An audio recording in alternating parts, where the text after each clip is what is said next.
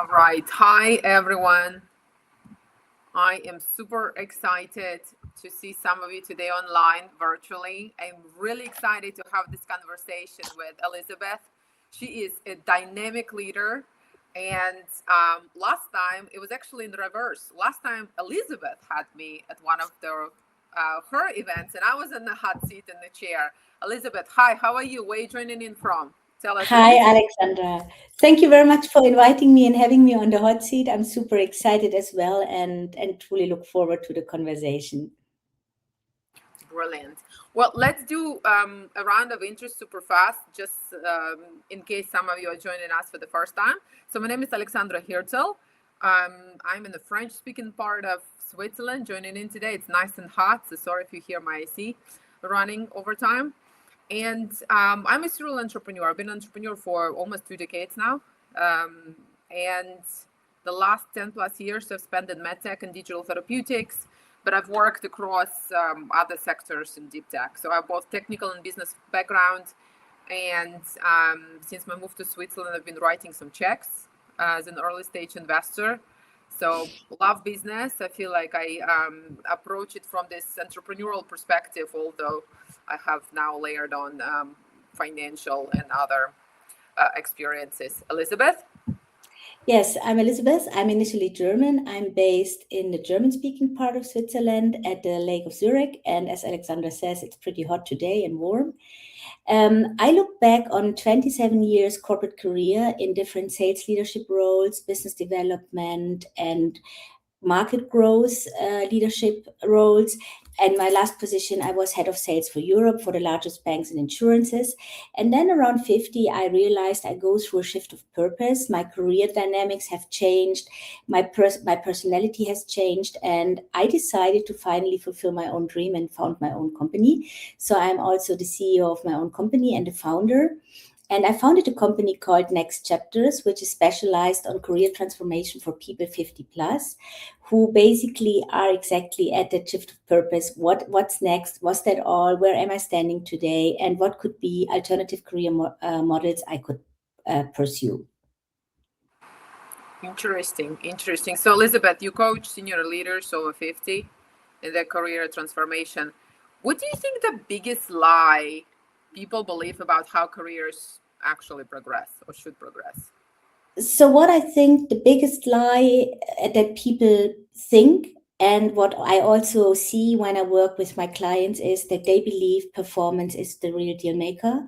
And whilst performance is the entry ticket to a certain position or to a certain title, it's actually not what makes you get to the next level or to the next step. The next step really comes from internal networking, strategic positioning, political positioning, and visibility. Very important. Visibility is, from my perspective, even more important than performance alone. That makes sense.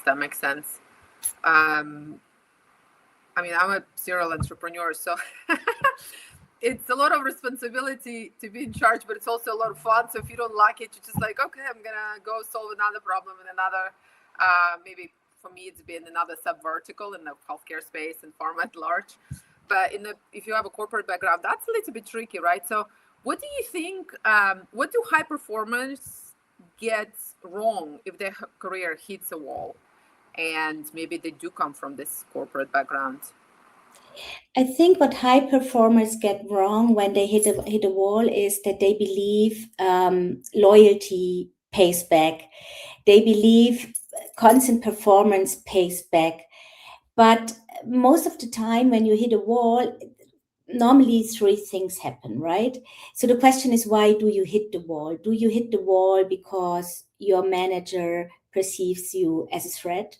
Maybe you are better than your manager. And especially coaching people 50 plus, I hear that all the time. I don't want to report into a toxic manager who is 20 years younger than myself and has less experience, could be one point.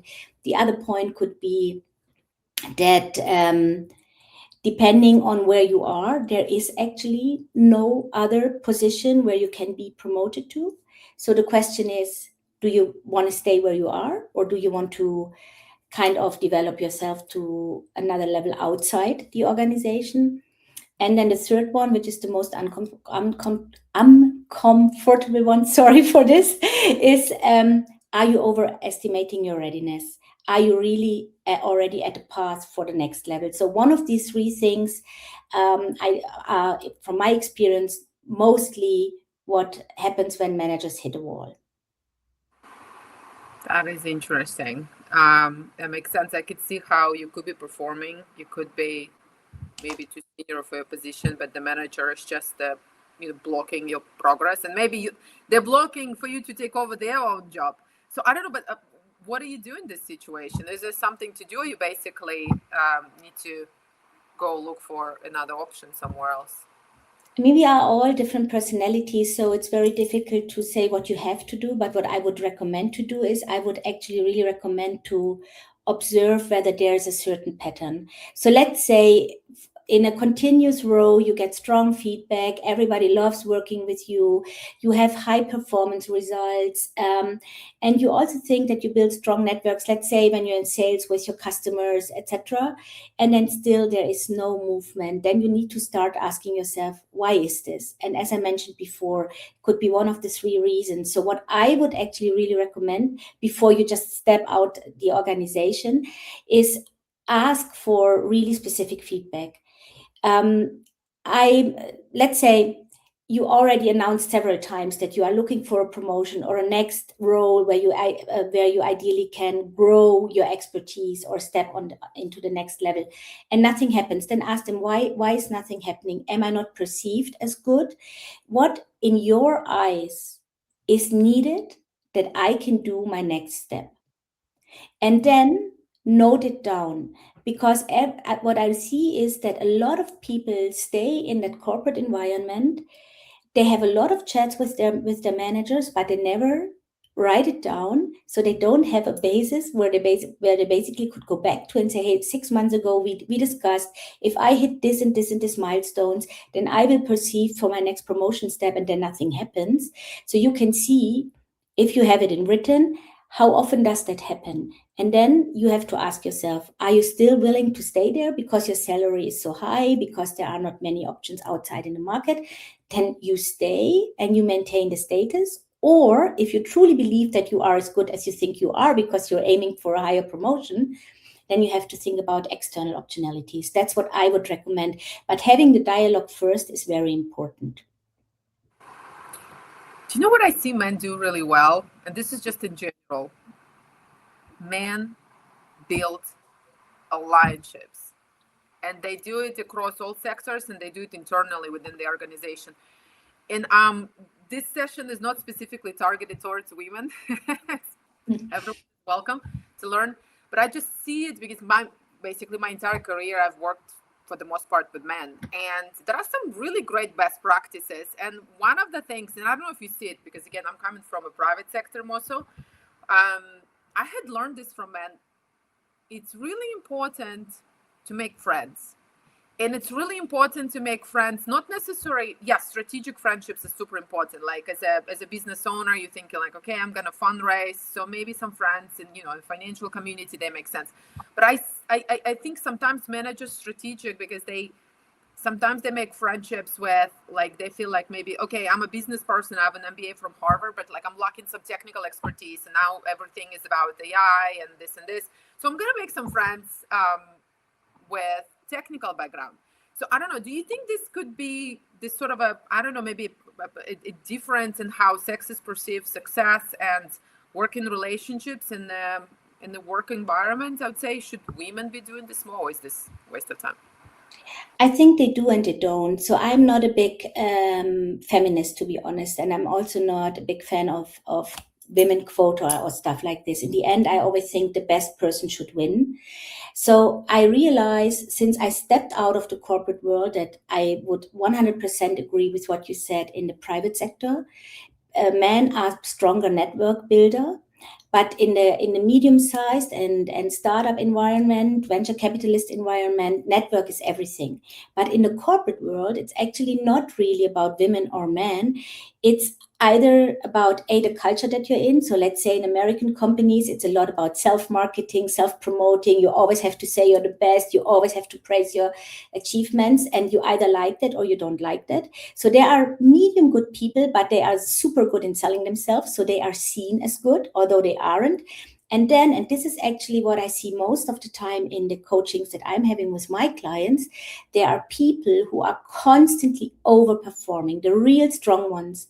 But those are the ones who are most of the time very frustrated in corporate environments. And why? Because they are not very good in selling themselves, not very good in networking, as you said. And why are they not very good? Because they are always busy bees. They are busy trying to make their target and forget to sell themselves. And this is then what falls on their feet when they lose the job. What we have at the moment, a lot of high performers doing. So you lose the job, and then out of a sudden you start realizing, wow, I do have a very weak network. I know a lot of people, but I did not maintain my network very well. I did not regularly meet them. And I had a friend telling me once, and I found it very sarcastic, but actually it's actually very true. At most networking events, you have entrepreneurs, venture capitalists, and unemployed people. And the third one is actually, it sounds sarcastic, but it's very true, because out of a sudden people realize I need to network. And once they are back in their comfort zone, they don't. So that's one thing I observe. And if I may add another point that I also observe, is there are a lot of people in a corporate environment who have a sponsor, right? So they feel, I do have the sponsor, he promoted me over the years, he holds my back, so I will get the next step, I will get to the next level, I will get the next promotion. So they also forget about networking. And then there is, for example, this group CFO position that's open, and then you don't get it. And then you ask yourself, why did I not get that? Because somebody else also had a promoter in the background, also had a mentor in the background, and he sold himself better, or she, and then they got a position. And then you lost basically 3 or 5 years of your life because you were waiting for this position and you missed the networking part. And that happens mostly to the very strong people, because they don't see the need to sell themselves that much, because they think, coming back to the biggest myth or the biggest lie, they think performance sells, but performance alone doesn't. So network is super important. Actually, to this point, I want to double down on that. I have a really successful, really senior friend, and he had this champion in this large global organization, but my friend is here in Switzerland. Anyways, and so he had a sort of this great working relationship over the years. There have been promotions, and his ally was super senior. Well, he was, everything was going fine until his ally had moved on. He just had moved on to another organization because it made sense. And all of a sudden, my friend had lost his ally, and this is exactly what happened. He was already pretty senior in his position in this very large organization, and so there were fewer roles. But he was kind of hoping that maybe now that his ally, was gone. But no, that's not what happened. It's Anyways, not what happens. It's not what happens. And you know the difference between being a young top talent and being a, let's say, mid-age top talent is that being a young top talent, most of this, at least the large corporates, they do have their top talent programs. So you officially get tagged as a top talent. So you get sent to certain assessments. You are on the list for, let's say, the next medium manager position. But the more up you are, the more expensive you are, and the more the people leave you alone. So it's your own responsibility to, exactly what you say, build your network, make sure you have several people who promote you, who speak up for you, who always bring you back to the game. And a lot of people around, let's say, 45 plus, they really miss that. It's across all industries, across all roles, and it doesn't have particularly to do with sex. What happens is, men, if they are sports buddies or so, they talk more about business, whereas women, when they meet their friends, they don't talk necessarily about business all the time. That might be maybe a difference, but I see a lot of very ambitious women who also kind of realize mentorship, self-selling, it's super important. actually, this is why I'm different. But I guess I've been around men, majority. I mean, I'd say no majority, my entire career. And that is, I think, what sometimes I get a bit of pushback, especially in Switzerland, because I love business.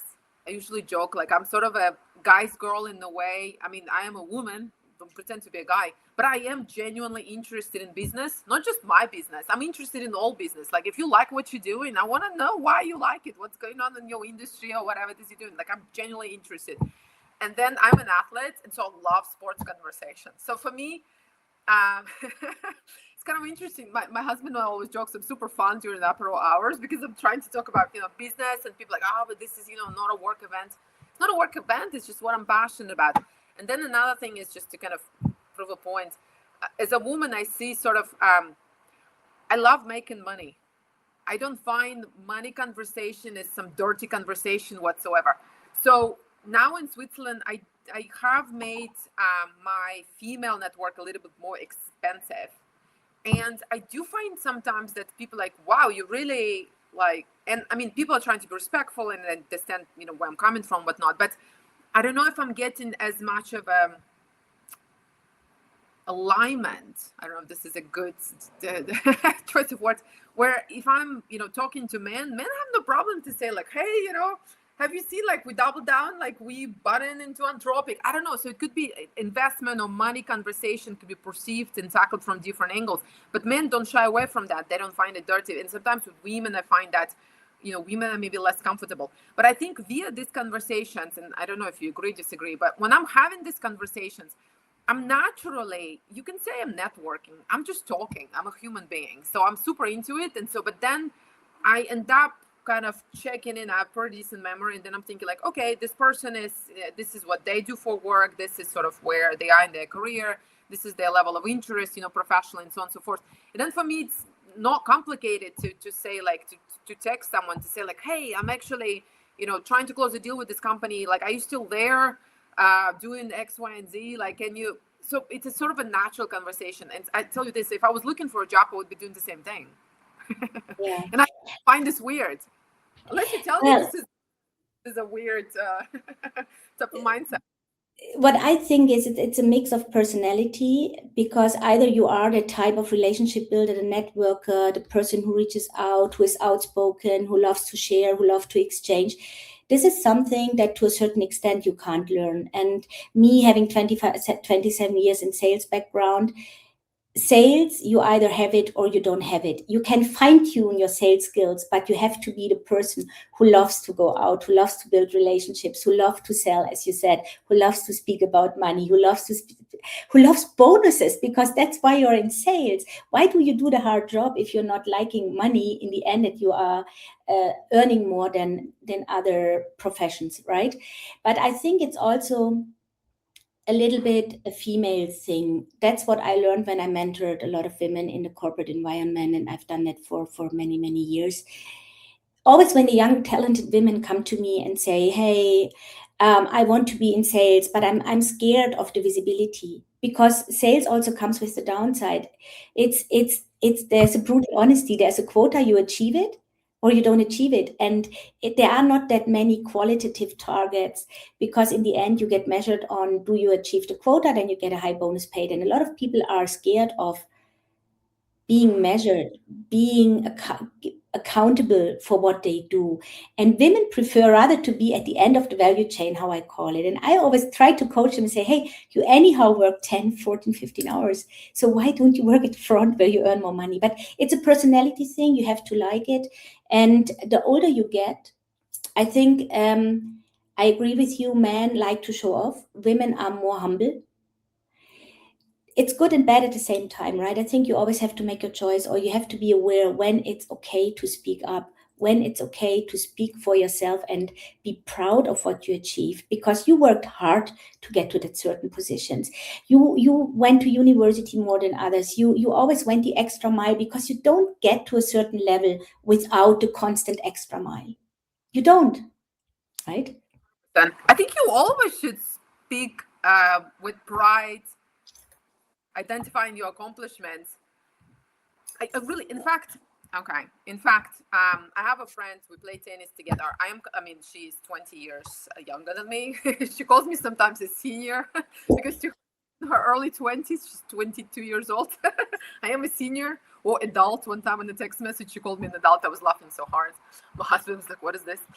And I am an adult. I think I could have been her mom. But so in my mind, I am convinced she could have been a pro athlete. Instead, she started college at the age of 16 and she graduated EPFL with masters at 21.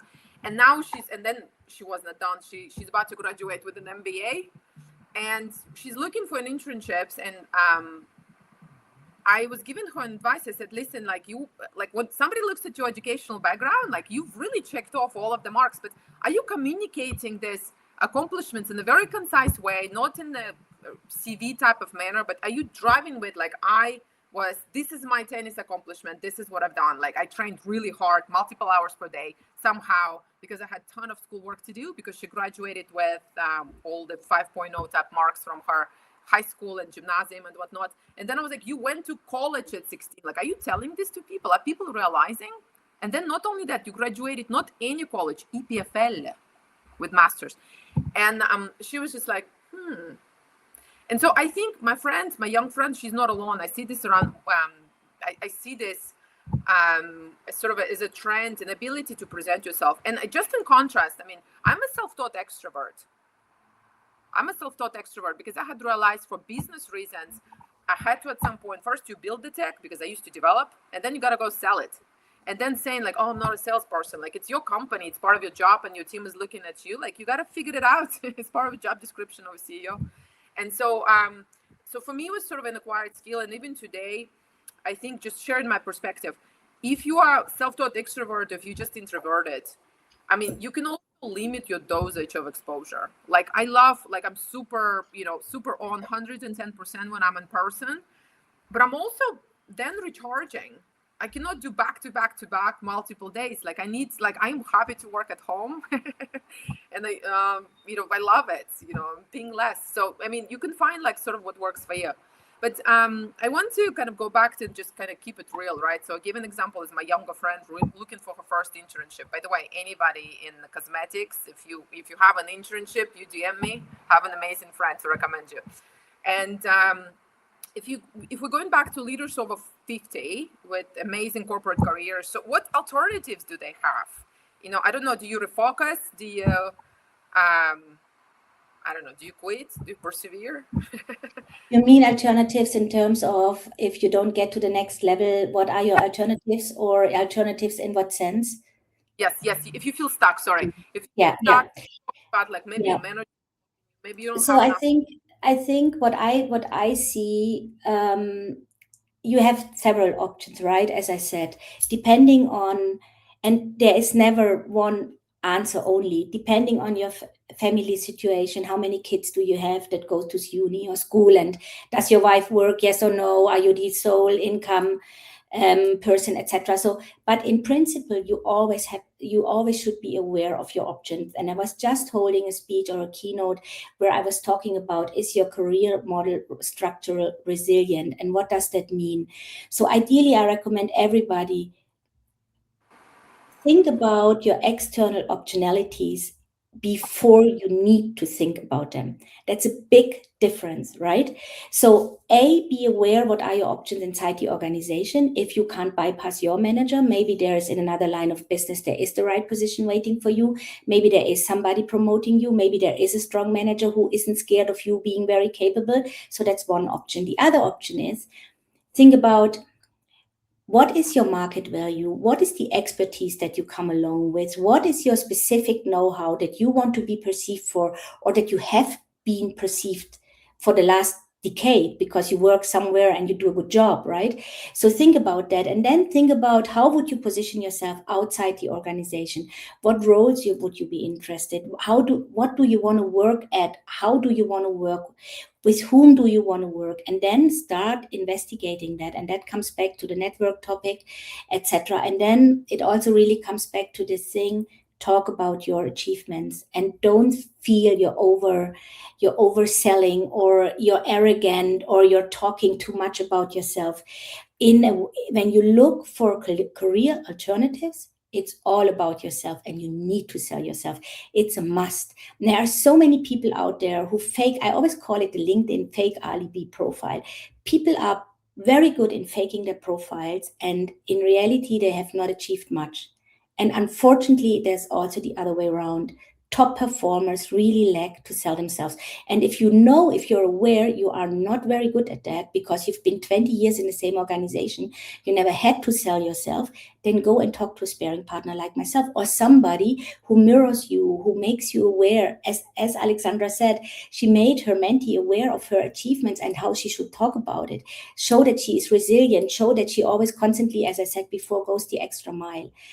And we all have our blind spots and weaknesses. So look for a sparring partner who helps you in that situation, that in the end you are able to sell yourself, right? Because it's all applying career moves, next steps, it's all about self-promotion. Yeah, with that being said, picture this. So I was at the very senior invite-only investor event in Geneva a few months ago.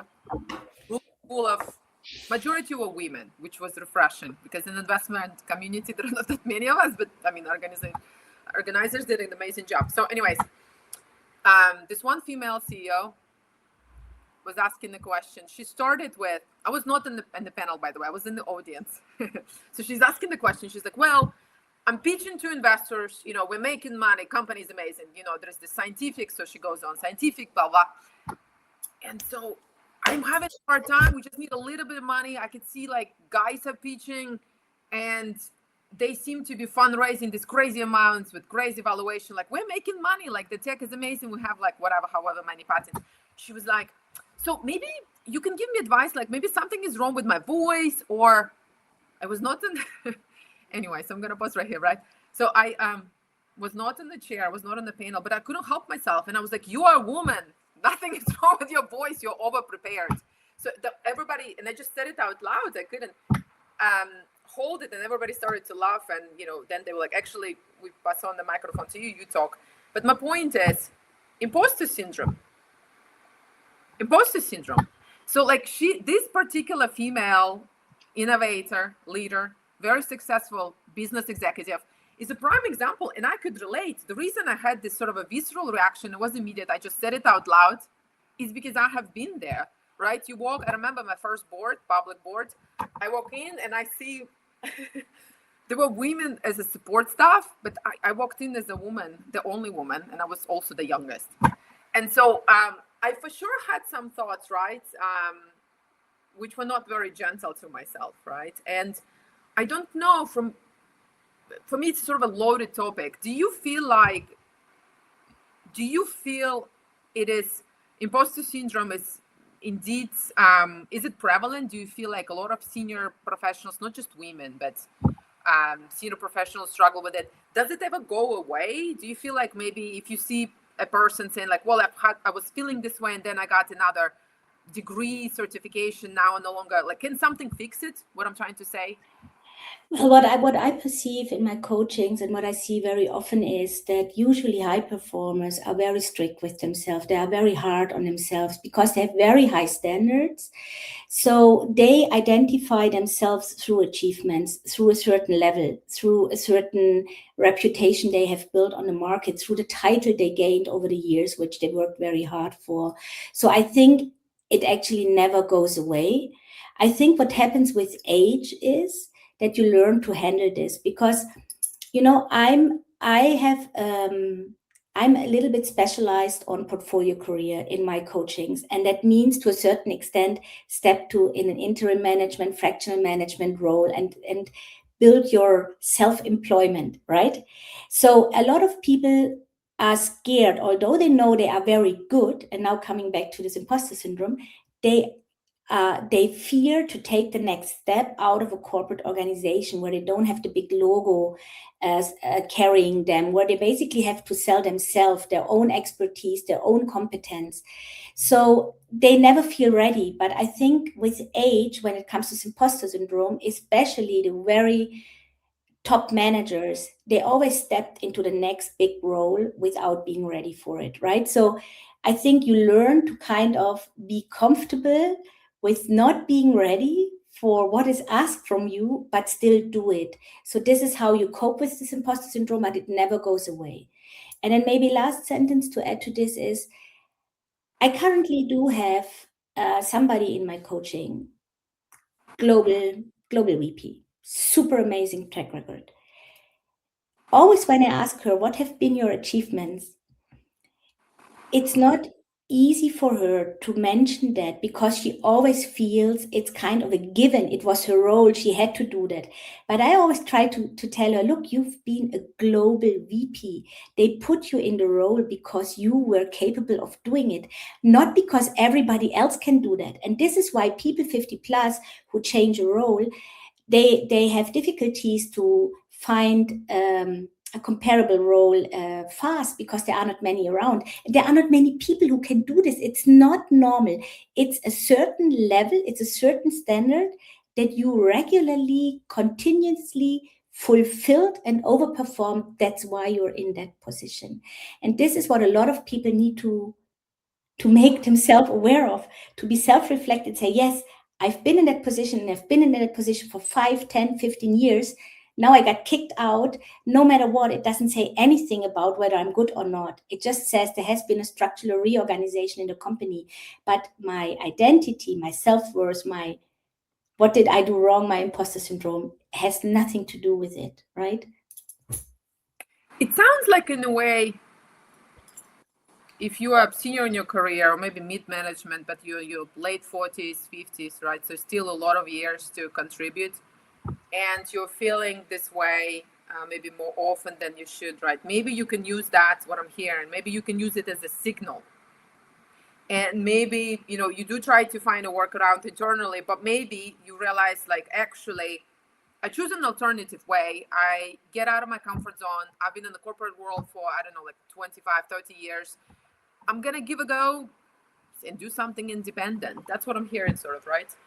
Yes, I mean, believe in yourself. You have been, there's a big difference between the German and the Swiss labor market. Maybe I explain it from that perspective.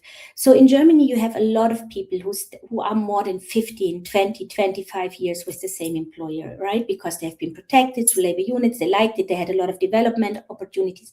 Now, let's take the automotive industry. Now they get made redundant. They cannot compare themselves how good they really are because they've not changed company. Like me coming from the IT space, it's normal to change a company every 5 to 7 years, right? And then you realize, oh, all the time I made it again to the top 2%, the top 5%. So you kind of get a feeling of how good you are, right? So if you have difficulties to define your market value, because that's where it all kind of ends with your market value. What am I really good at? What am I really capable at? And then how much is the market willing to pay for me? Then work with someone and go through a structured thinking process where you really make yourself aware of all the successes in your life, how you achieved them, why you achieved them, and what was your contribution. And of course, most of the successes, also when I became head of sales for Europe, are team successes. But there's only one leader, and there's one leader for a reason. Because you do something better than the average people, that's why they promoted you in that position. And you should never forget that. That's my recommendation. And you don't take it for granted. Nothing that you did is for granted. That was the word that I was looking before. So yeah, don't take it for granted. I'm a big fan of doing this. Good job, Alexandra. Good job. Well, jokes aside, I think it's a learning. It's a skill that you learn. We all learn and focused on working better, performing better, but we don't learn, and some of us until late in our life to do this. Like, that was good job. To celebrate yourself, we aim for something and we work very hard to get there. 3, 6, 9, 12 months. If it's a big deal in sales, it's sometimes 12 months. Then you achieve it. And instead of celebrating yourself, you think about the next quarter, the next deal that you have to close. And then you forget to be proud of yourself and reflect how much hard work it was and what did you do very well and why did you achieve what you achieved. So we don't have to be ashamed to be proud of ourselves. right? Of course, we need to be self-reflected and we need to really be also critical with ourselves, but we also should be proud of what we achieved. I want to, before I transition to the next block, I definitely want to talk about board work because both of us do board work. Can you just sort of close out this chapter of our conversation by maybe talking about maybe some general statements, right? So like what changes mid-career in general, what do you observe? And then maybe how do people react? Maybe you observe sort of a behavioral patterns from people that are driven by the changes. Yeah, so I think what happens in your mid-career is that promotions slow down. Less positions, you're already at senior level, and comfort zone. So two things. One is the identity, right? You identify yourself through the company you work for, through the salary you earn, through the title you have. And then you arrived at a certain comfort zone, a financial stability, financial security. So if something negative like being made redundant, for example, happens to you, don't overact. Don't rush into the next similar position. Rather, see this crisis as an opportunity to have time to think about yourself, because a lot of very successful people, they are in that constant hamster wheel climbing up the career ladder, and they rarely reflect, is that actually still what I like to do, or is it just what I'm used to do? Is it just how I've grown up with and how I constantly got promoted, so I took the next challenge? And I call it the sabotage of the high performers, that we always accept the most difficult tasks. Why? Because we can. But it's tough. It's exhaustive, right? So if something negative happens, or if you feel exhausted, you don't even have to be made redundant. If you feel exhausted, ask yourself, why is this? Why does my energy level go down? Is it because I don't enjoy anymore what I'm doing? And then reflect. Think about the external options that I spoke about. Take a sparing partner, discuss your options, and then do a conscious next step, because then you can also activate your network much more consciously, and you don't have to do that stupid post that so many people do on LinkedIn. I'm looking for a new job. If you hear something, of course I make it black and white, but then you know very concrete what you're looking for, and you also know very concrete who in your network you can activate. So take time to think about yourself, and then get back to your energy level, and then start acting, because energy attracts energy. That's what I would recommend, and that's what changes mid career, because when you're young, there are so many junior positions out there, you always find a job. It's really not, it's not a big thing, right? Yeah. Well, making here a little bit of a transition. So if leadership is about making decisions with imperfect information, boards are exactly that, as we both probably know, with less control and more consequences. So zooming in into some of the board experience that both of us do have, why do some strong executives struggle when they step into the board role? What do you see? I think they struggle most because they have a totally different opinion what a board mandate actually is, rather than what it is in reality. So they all think it's more like an advisor mandate, where they come in and can share their experience, the experience they gain in the corporate world, whereas it's more a compliance, regulatory, strategic, judgmental role, where you, as you mentioned, you don't execute anymore, you don't put up the sleeves and basically work on it yourself, but you rather coach, you rather ask critical questions. And a lot of people underestimate what a board mandate actually really is. So that's why they fail. And it also comes back to the positioning that I mentioned yourself. They don't know what's the value that they bring to the board. So why should a board actually want to have you on board? And what's the USP? What's your value that you bring to the board? Most people can't even phrase that. So what does it actually mean, adding value? I think adding value. So when I'm coaching people, and of course, people 50 plus in top positions, thinking about portfolio careers, a board mandate is always one of their pillars that they look into. It always comes back to the same thing. Who are you? What do you stand for? What is your expertise? What did you achieve in your life? And why should now a company benefit from it? And then once you can answer this, which most people already can't, which sector as Alexandra said, in her case, it's mainly medtech. It's other industries as well, but her passion is in medtech. Then what size of companies? Is it corporate? Is it scale ups? Is it startups? What is it? And why do they want you on the board? So how can you help them? Is it your expertise? Is it your product knowledge? Is it your network? What is it? So you need to be very precise about it, because board mandates don't fall from the sky. You have to find them, and you have to build your board career. And it's a long-term journey. It's a 3 to 5 years journey to have a reputation as a board member. And most people underestimate that. Yes, I want to say just a quick two things. So what I see from experience is, sure, for some public boards, sure, you will have position posted. But the reality is everyone on the board already knows a position is becoming vacant, or maybe certain expertise is needed to be layered on current expertise. So, and then everyone looks in their network. This is just sort of a reality. So ideally, you have people that you can message as a senior expert, as someone doing board work, right? So you've also expanded your outreach there, because usually it's people who you've come across at some point. So network for sure matters. And what do you think people misunderstand about getting a board seat? You sort of touched on that, but I don't know if you can pinpoint. Yeah, I think what most people misunderstand is they think it makes them rich. They see the big public people that sit on the board of an Allianz or a UBS or whatever, and then they think, okay, yes, this is what I want. Of course, everybody would love to be there, but that's actually not the normality. So I think first thing is they underestimate that a board mandate comes with a lot of legal responsibility, also with liability, and not with the big money.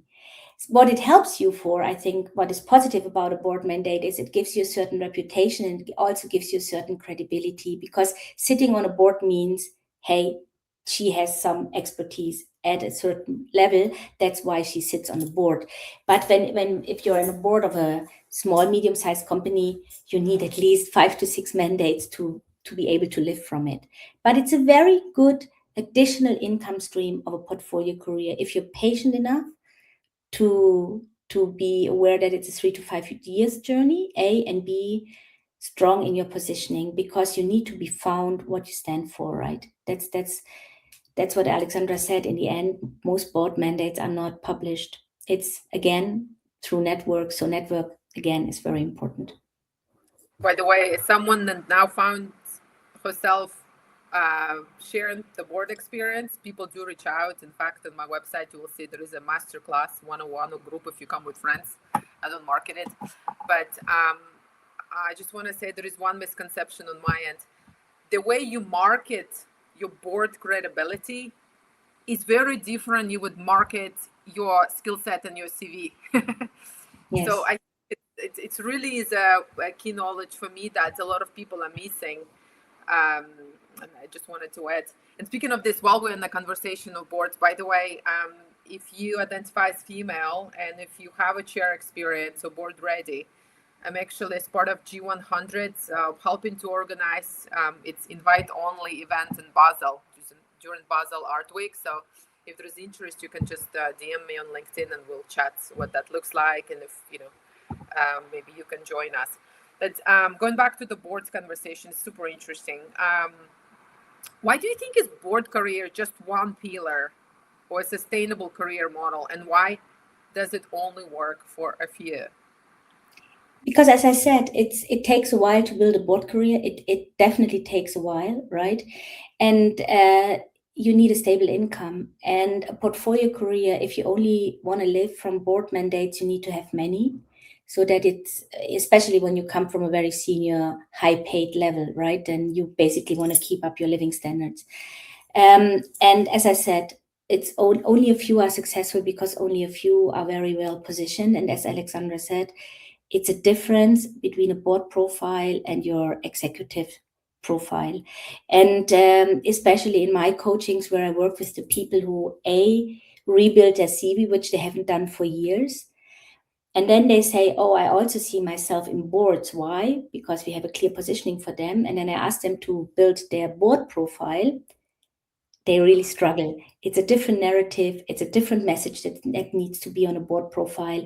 So it's a journey and it's a different narrative. It's a different network. And you need to kind of understand this, how do you say, micro ecosystem, how it works and who you have to know and where you have to basically spread the message to the right people at the right platforms.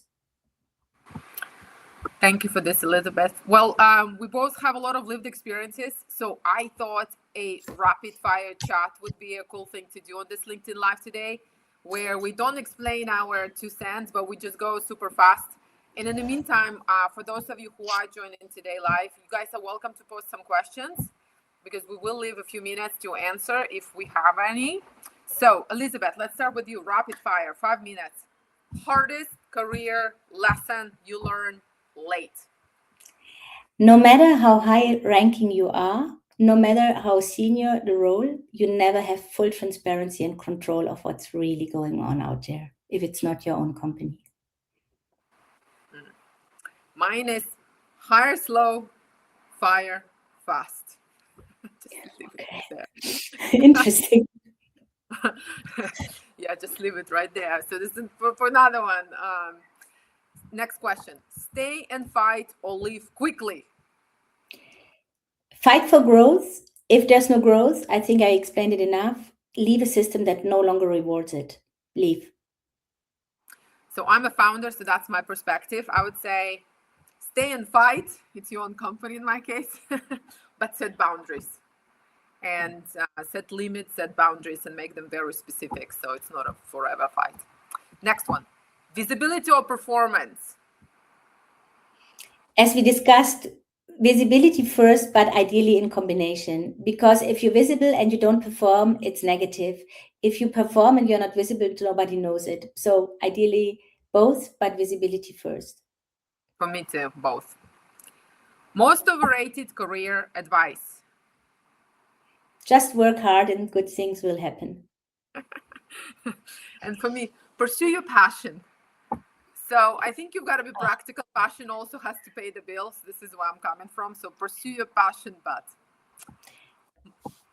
I would love to do another chat with you around pursue your passion, because I agree 100% with what you're saying. And there are a lot of people making out there a lot of money with people who pursue their passion and they actually run really in the disaster straight away. I'm practical. We've all got bills to pay. Next one. Most underrated move? Build strategic optionality before you really have to. And mine, a fear of shifting from one industry to another. I think it could be a huge advantage if you bring your best practices from one industry to another, and especially as board member. Next one. Red flag in a board mandate. When governance exists only on paper and challenger mindset is not welcome. I see a lot because I'm a founder. I see it with no expectations. No. So basically, founders are trying to, this is private mostly, it's not public, it's private. They're trying to like sort of crack the door open by saying to you, like, I mean, anytime we need you for whatever we need you, we don't know how much time, but we know we're gonna need you. So that's a huge red flag for me. One move to make in the next 30 days.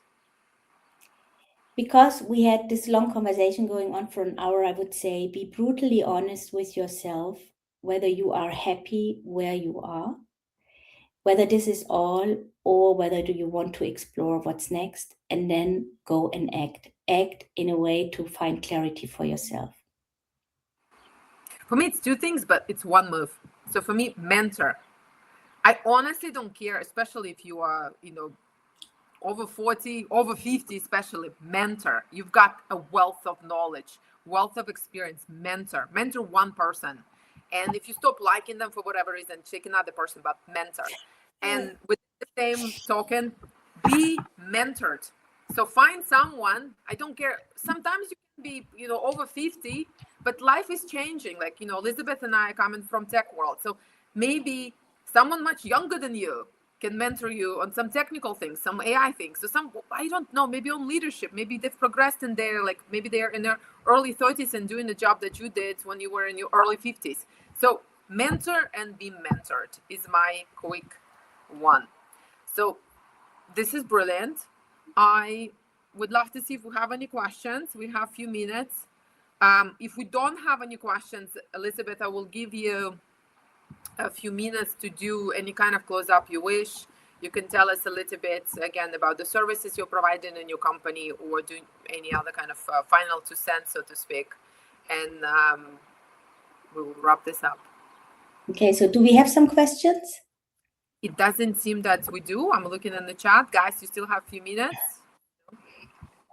Okay, then I start talking about myself.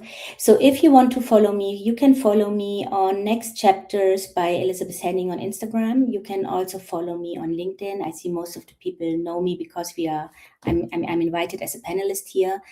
And I basically am with you at every stage of your career transformation. May it be finding clarity, may it be the hidden job market, or may it be the self-employment that you're thinking about many years already in the back of your head, but you really want to validate and not only pursue your passion, but really work with a sustainable business model.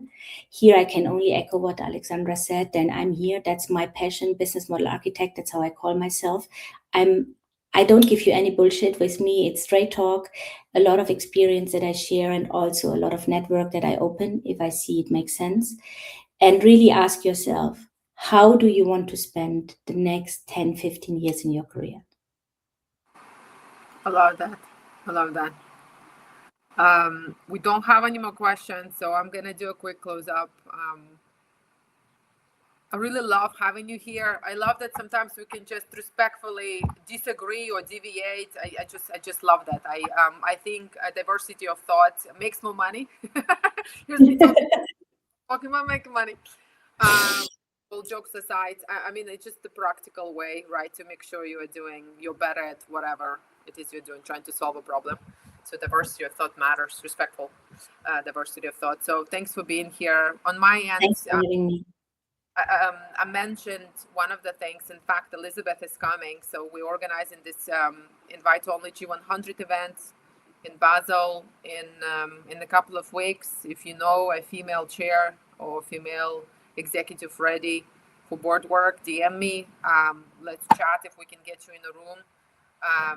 It will be a highly sought after event with very senior female executives and also some male executives coming in.